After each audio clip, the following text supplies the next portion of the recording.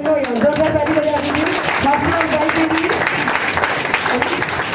मत कहे मैं लड़का सही हूँ, है तो लड़के सही, लेकिन प्रभु बहुत कुछ अपनी सेवा इनसे ले रहा चाहता है।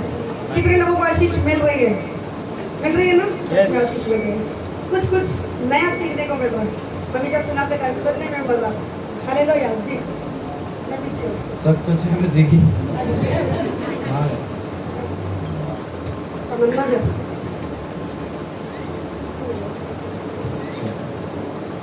ऐसी डिजायर रखते हैं कि हम पुलपिट पे आके बोलें।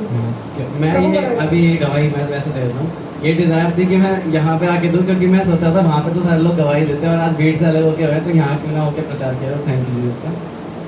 ठीक है, सबसे पहले तो धन्यवाद करता हूँ कि परमेश्वर ने मेरे को मौका दिया आप सबके बीच में आने का, क्योंकि मैं वैसे आता नहीं हूँ और जब आता हूँ तो सारे लोग ऐसे घूर घूर के देखते ना, अजीब सा लगता है। ठीक है, लेकिन वचन में लिखा है कि परमेश्वर दूध पीते बच्चों से अपनी महिमा लेता है। मैं तो फिर भी शेक पीने लग गया, तो महिमा तो ले ली थी। ठीक है, टाइम वेस्ट ना किए हुए सीधा छठे कलमे की तरफ चलते हैं, जिसमें लिखा है पूरा हुआ।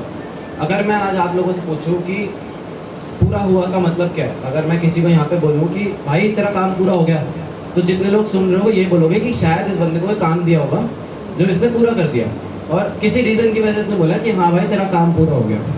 ठीक है, अब जैसे और जो काम जब पूरा हो जाता है ना, तो एक तसल्ली होती है। जैसे मैं एग्ज़ाम वगैरह लिखता था ना, तो वहाँ पे हो जाता था तो मैं पूरा हुआ, खत्म हुआ, सही है। और जैसे मम्मी है हमारी, ये पूरा दिन भाग दौड़ में थक जाते हैं, और रात को जैसे बेड पे इनके सोने जाओ तो बोलती है मेरे पैर पे खड़ा हो जा, तो गुस्सा आता है, लेकिन फिर खड़ा हो जाता हूँ पैर पे कई बार, तो बोलती है, मतलब मैं सोचता हूँ कि सो जाएं जल्दी से, और ये मैडम फ़ोन चला रही होती है, तो गुस्सा हो रहा था कि तेरी एक तो मेहनत भी करवा रही है, लेकिन इन दी एंड 10-15 मिनट बाद इनके खराटे की जैसे आवाज़ स्टार्ट होती है तो पूरा हुआ, खत्म हुआ, मतलब मेहनत हमारी खत्म हुई। ठीक है, तो अब जो ये है पूरा हुआ, जब परमेश्वर ने ये कलमा बोला क्रूज पे, तो जो बोला था यूनानी भाषा में, तब उसके टाइम पे एक भाषा चलती थी, उसका नाम था यूनानी, तो उसके अंदर लिखा है तेतेलेस्ताई।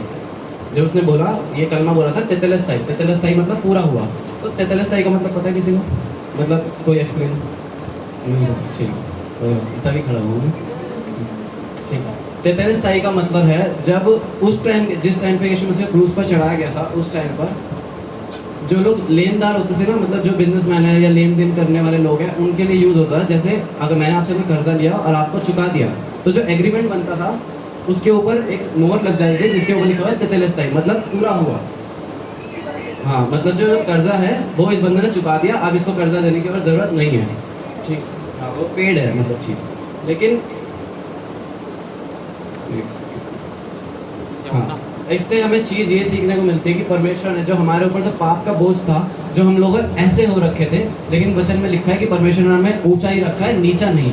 तो उसने जो पाप का बोझ था हमारे ऊपर से वो उतार दिया, जो कर्जा थे वो उतार दिया, जिस चीज़ का हमें कर्जा उसके चुकाना था, जो शैतान ने हमारे ऊपर जो पाप का बोझ डाल रखा था, वो बोझ हम पे ऊपर से उठा दिया। लेकिन आज पता क्या होता है सही बता रहा हूँ, तो हमारे लोगों की प्रार्थना पता क्या होती है? जैसे ये कितनी बार ये लोग सुना हुआ है कि मम्मी बोलती है कि परमेश्वर हमारा बाप है, उसके बाद खुशी खुशी जाओ। लेकिन हमारे पास आते हैं खुदा, ओ आंसू ऐसे आएंगे, यहाँ नहीं, यहाँ से यहाँ जा रहे हैं, धड़ धड़ धड़ धड़ आंसू ऐसे बहेंगे उनके। तो बोले खुदा, और वर्डिंग कैसे होगी? मैं नीच, मैं पापी, मैं ये, मैं वो। अब ये लगाओ, मैं अगर अपने पापा से बात कर रहा हूँ, पापा मेरे को बोले और नूनू क्या हाल है? पापा मैं नीच, मैं पापी, मैं ऐसा, मैं वैसा। पापा बोलेंगे यार कोई अच्छा पूछा मैंने, इसको क्या आशीष देंगे, इसमें थप्पड़ और मारेंगे बाद। जो भी चीज़ तेरे को करने के लिए बोली वो तो कर ली ना, हाल पूछा तेरे, मैंने ऐसे बोलना। ठीक है, तो ये था, हमने जो कर्जा था, पहली चीज़ हमने ये सीखी थी परमेश्वर ने हमारा कर्जा उतार दिया। दूसरी चीज़ ये है कि परमेश्वर से हमारा मेल मिलाप कराया परमेश्वर ने। जब यीशु मसीह क्रूस पर टंगे थे, जो पाप की दीवार हमारी ये आ गई थी, जब यीशु मसीह इस पर टंगे तो पाप की दीवार को तोड़ दिया। ठीक है, ये साइन और ये साइन, जब यीशु मसीह इस पर आ गए तो पाप की दीवार को तोड़ दिया। हम मनुष्य और ये क्या बोलते हैं, हाँ, परमेश्वर को, ये दोनों को एक कर दिया। अभी हम वचन निकालेंगे। हाँ, और पुराने नियम से अगर पढ़ा जाए ना, तो वहाँ पे लिखा था पाप के, हर पाप के बदले पहले बलि चढ़ाई जाती थी।